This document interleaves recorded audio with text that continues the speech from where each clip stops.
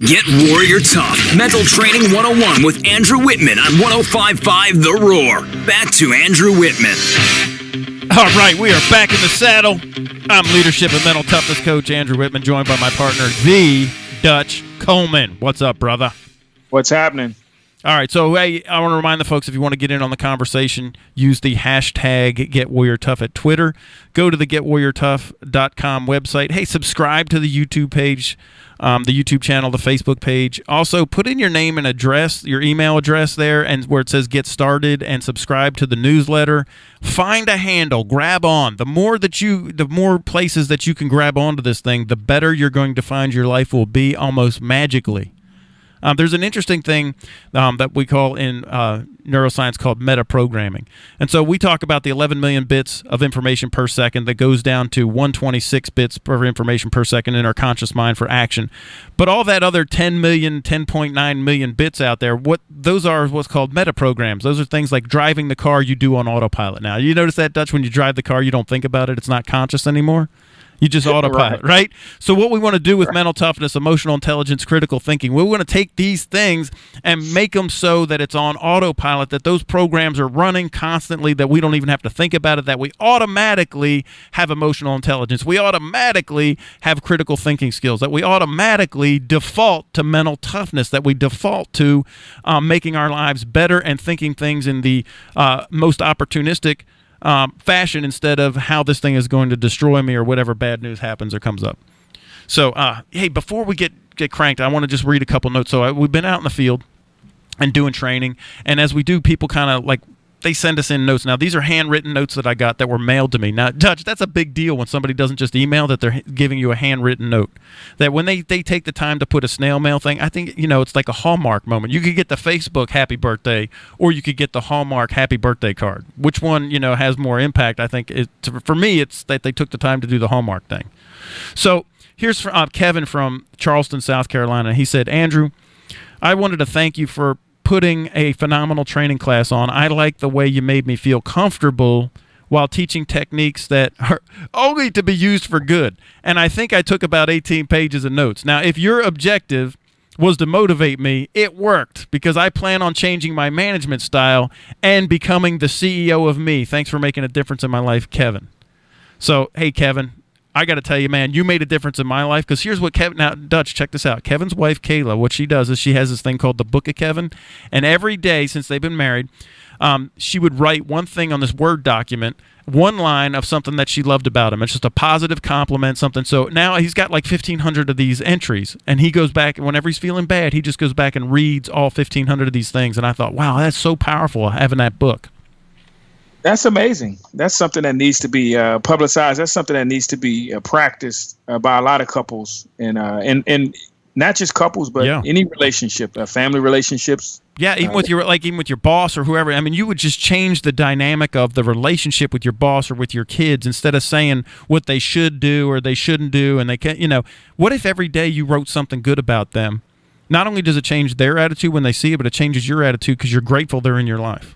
That's just so powerful. So thank you, Kevin and Kayla.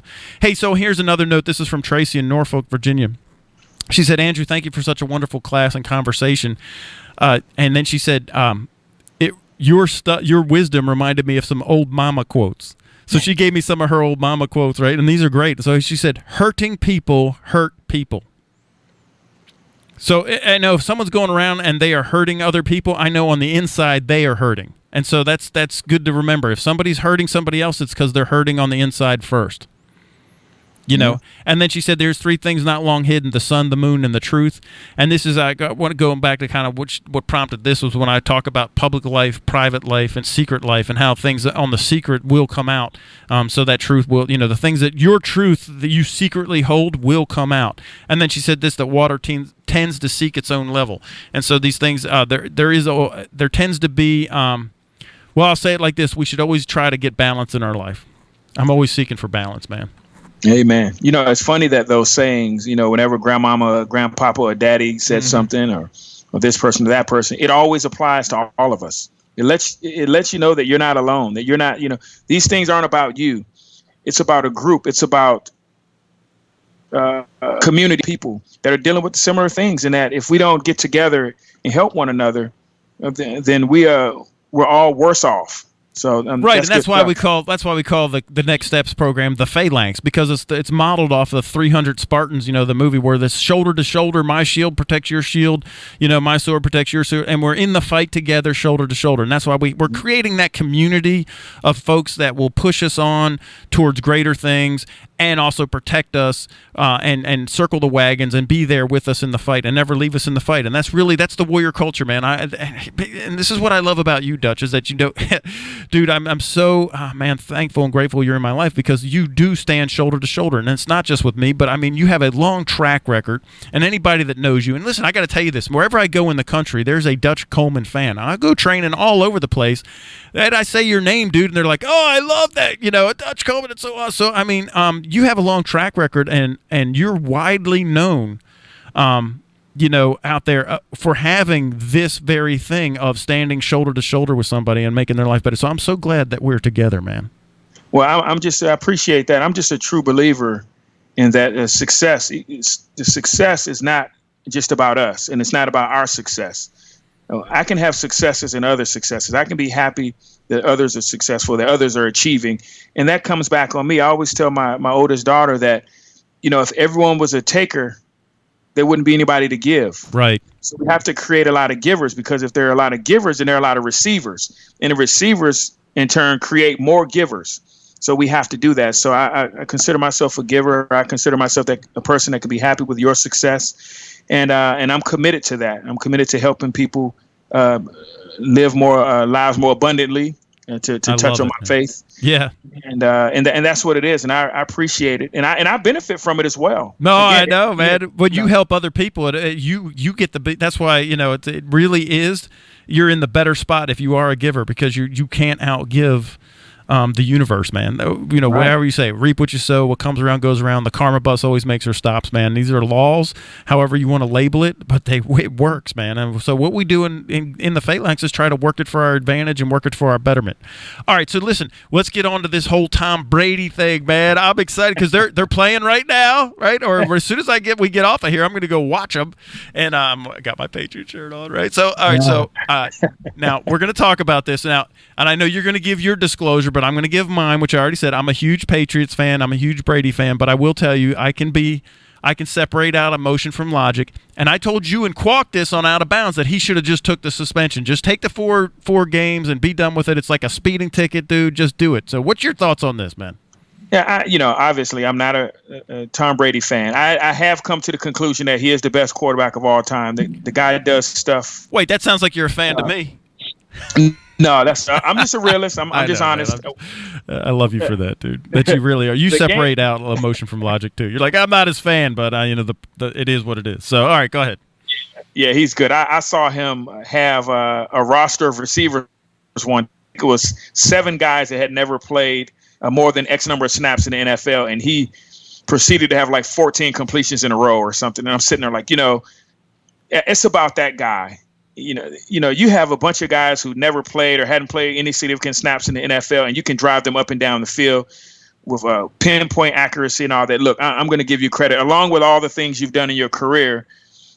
He doesn't need my validation anyway. But, right. No. But I'm going to give it to him. The guy's great. So I'm not a fan of his from a perspective. I'm not going to believe anything he says, because I don't believe that he had nothing to do with the situation. Yeah, and I got to kind of agree with that, man. There's no way he doesn't know what's going on with the footballs. Yeah, now you got to transition to, okay, so if he had something to do with it, we don't know how much he had to do with it. And if we assume the worst, the rule on the book states that for an infraction like this, and this is where people need to understand, it doesn't matter what you think, it doesn't matter how you feel, it doesn't matter if you like or dislike Roger Goodell or Tom Brady or Buffett, the rule states that if you commit an infraction such as this, you are subject to a fine up to $25,000. Wait, that's it? Just that's the rule, $25,000 for this infraction. That's the books, and it's not without precedent. People have broken this rule in recent years. The San Diego Chargers is one that comes to mind very quickly. And what happens is, it's like any other court case, any other litigation. If you cooperate, then you're gonna receive the lower end of the up to. So up to 25,000. If Brady had said, you know what, I did it, I'm sorry, it should have never happened. Okay, Brady, you're guilty. Here's an $8,000 fine. You shouldn't have done that. But since you helped us out, you didn't fight it, you didn't drag us to a report, yada yada yada, you only get $8,000. Now, the flip side of that is you took us through all this stuff. We had to sit through 8 months of this nonsense, yada yada yada. We're going to give you the maximum. We're throwing a book at you. You know what that is? It's not 4 games. It's $25,000. So if you are, in fact, upset that Tom Brady took us through all this, give him the max, $25,000, period. Case closed. So, see, I wasn't really aware of this, but so Roger Goodell went kind of high into the right. So 2 wrongs don't make a right. So he went and did the wrong thing, too. Is that what you're saying? I mean, he got emotional. I believe he got emotional. He did the how dare you defy me? How dare you not follow my lead and say whatever I said is true, as if Tom Brady's supposed to help convict himself. That's not the culture of this country. The culture of this country doesn't say, I'm going to help you convict me. As a matter of fact, we have pleading the fifth is a very popular. Yeah, it's in the Constitution, man. It's what the country's built on. Exactly. Right? I'm not gonna. It's the Bill of Rights. I'm not gonna help you incriminate me. I'm not gonna incriminate myself with my own statements. So you do your job, and we'll see what happens on the other side. Right. And Roger Goodell, in a Roger Goodell fashion, because we've seen this before, very emotional, very dictator-like. You got to listen to me. You got to do what I say. Well, he was wrong, and he got emotional, and he wanted to go after Tom. He wanted to go after the Patriots. But look, this rule is clear, it's clean cut, is with precedent. You can't add it on to their previous things. Which another thing, Andrew, I know the Patriots have a history, so to speak. Right. But Tom Brady doesn't. Right. This is an individual situation where Tom Brady is accused of something. Yeah. This is his first strike. So he shouldn't be piled on with anything that the New England Patriots have perceived to be done or have been found guilty of in the past. This is an individual being charged with something.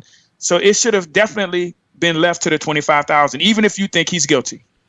So I would have been right if I just said, hey, just pay the 25,000 if that was the fine is. But even though I was saying just do the 4 games, the 4 games is way out of bounds, right? That was just way beyond, which, I mean, that was what guys were getting for, like, I mean, what Ray Rice got, like 2 games for punching his wife or something, right? I mean, is that? Yeah, that's so it's so. Now I know it's 2 different things, but the Ray Rice stuff we saw with our own eyes. We know it was in fact real. So there wasn't any like cell phone destroyed there when the video came out. It was then what was it that he? I mean, so yeah, man. And here we go again, right? Separate out logic from emotion. I cannot get off of this message, Dutch. I'm telling you, no matter where I go in the country, people are making personal, emotional decisions. They take stuff personal, and then they go, and this is what you kind of, put your kind of finger on with this Goodell thing, is that he got emotional and said, oh, you're not going to, I'll show you. And we see this in business all the time. People can't, they get insulted or they get offended and then they strike back. And I'm seeing this with that's what Trump does on the road, man. I love Trump, but I mean, really, dude, do you have to get vicious with somebody? Why do you internalize that stuff, man? Why, someone says something, so you go after them and call them names? I don't get that, man. Yeah, and you brought up a point. It's happening in corporate America all the time. I know many people that are listening are thinking about situations where their boss may or may not, or maybe they were mad at their boss or the boss was mad at them, a coworker was mad at them for something that was said that may be exactly what it is. And the other person got emotional. So if you're guilty of getting emotional, then maybe we're speaking to you saying, hey, take a step back. Let's talk about what happened. Let's only deal with what's real. We don't deal with what we thought. We don't deal with how we feel. We deal with what is real. We put that in front of us, and then we move forward from that. And we can only hope that others do the same thing. But that's the most effective way of solving problems is dealing with what's real, not with how I feel or what I thought. Wow. Yeah, and I can't. I was on with Kwok earlier, and we were talking about that with logic and emotion, and it's we're kind of seeing that with the whole thing with the RG3 thing was playing out in DC. You got some people, they want this, some people they want that. He's saying stuff that it's kind of I'm the saying things like I'm the best quarterback in the NFL, and I agree, you should believe that, but don't put that out. I mean, don't put that out, and don't fire up other people's emotions until you can back that up, man. I mean, it's kind of like how Muhammad Ali was, right? I mean, Well, the funny thing is that there's a time and a place for everything. Yeah. If I think of a quarterback that didn't do well record-wise, we talked about the Mannings earlier, so let's go to Archie Manning. We know he played on a team that wasn't very good. Right. The New Orleans Saints, or the Aints is what they called them back then. Yeah, they had the bags on their head and stuff when I was a kid, man. Right. Now, we can all agree that he was a very good quarterback, very good athlete, and he did his thing. But he doesn't need to go on air saying, I'm the best quarterback or I'm good, because it's not a good time. It's not appropriate to be talking like that, because you know what? The records don't show that right now, and this is a team sport. So when RG3 comes out and says stuff like that, I don't care if you think it's true. I don't care if it in fact is true. Dan Marino shouldn't be saying things like that if they're not currently winning. John Elway shouldn't be saying stuff like that if they're not currently winning. You need to be focused on other things. And RG3, and those that know me already from Out of Bounds with Qual, you're a huge Redskin fan. Born and bred, and that is as a dysfunctional organization as it can get right now. You've been talking to my wife. She's the same as you are. She's like, this is never going to get better as long as it. Oh, man. Yeah. And while RG3 is a part of the blame, there's enough blame to go around. There's 16 starting quarterbacks in the last 16 years. The management decisions that has been happening. You're talking about running an organization where the people on the outside know exactly what's going on the inside. There's different stories coming from different people on the inside. First of all, the stories shouldn't be getting outside. Right. So you're talking about organizational mess. It is the Washington Redskins. And so you're talking about some mental toughness. I don't see much of that over in the Redskins organization. Oh, man. Can we pick up this whole line of thought after break? Would that be all right? Do we have to? Yeah, no, we don't. We could go on to the NFL cuts thing, if that'll make you feel better. I know, right? But yeah, it's just this emotion and logic mixing the two is just not good, man. It's just not good. We'll be right back right after this. 80% of all doctor visits are stress-related. 80% of tension headaches are caused by stress. Most heart attacks occur around 9 a.m. on Monday. Stress is a major factor of anxiety, panic attacks, depression, and aggression, not to mention insomnia. And an estimated 24 million Americans use drugs to cope with stress. Depressing, isn't it? You're meant to live a happy, fulfilled life, and it is possible. Andrew Wittman can show you the way out. The way to deal with stress, to achieve, to break through limitations, and have an internal identity that calms the storm. Whether it's work or home, financial or emotional, get the tools you need to cope with the obstacles life brings you and still have peace. Mental Training 1-on-1 will help you get what you want out of life. Visit GetWarriorTough.com to see testimonials from people just like you. Take control of stress. GetWarriorTough.com.